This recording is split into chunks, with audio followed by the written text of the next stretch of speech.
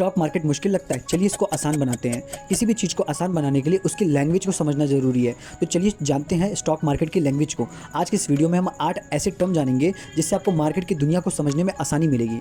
सबसे पहले शुरू करते हैं शेयर्स, स्टॉक और फेस वैल्यू। ये क्या चीज़ें होती हैं? जब आप किसी कंपनी के एक शेयर खरीदते हो तो आप उस कंपनी के ओनर हो जाते हो, जबकि फेस वैल्यू वो ओरिजिनल प्राइस होता है जिस पे कंपनी कभी अपने शेयर को इशू की होती है। लेकिन मार्केट प्राइस जो कि है वो डेली ऊपर नीचे होता रहता है। सेकंड चीज़ है कि आपका मार्केट कैप क्या होता है। मार्केट कैप यानी कि कंपनी की एक्चुअल में वैल्यू कितनी है। मान लीजिए किसी कंपनी का जो भी शेयर प्राइस है उसको जैसे आप इंटू कर देंगे उसके टोटल शेयर से।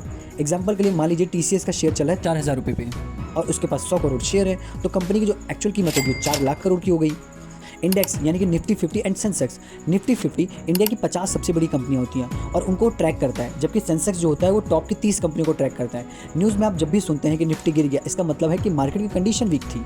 P ratio, price to earning ratio, इससे पता चलता है कि स्टॉक सस्ता है या महंगा है। एग्जांपल के लिए इन्फोसिस का पी 23 का है, जबकि SBI का 10 का है, मतलब SBI थोड़ा अंडर वैल्यूड है। डिविडेंड यील्ड, आपका स्टॉक अगर 10 रुपये का है और कंपनी 1 रुपये का डिविडेंड देती है तो डिविडेंड यील्ड 10% का हो गई है, यानी कि ईयरली एक्स्ट्रा इनकम कितनी मिलती है, इसी को डिविडेंड यील्ड कहते हैं।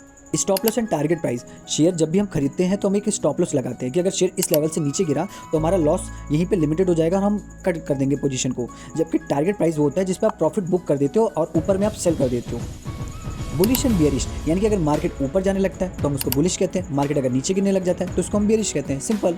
वॉल्यूम बताता है कि कितनी बाइंग या सेलिंग हो रही है। हाई वॉल्यूम वाले स्टॉक ट्रेडिंग के लिए अच्छे और स्ट्रॉन्ग माने जाते हैं।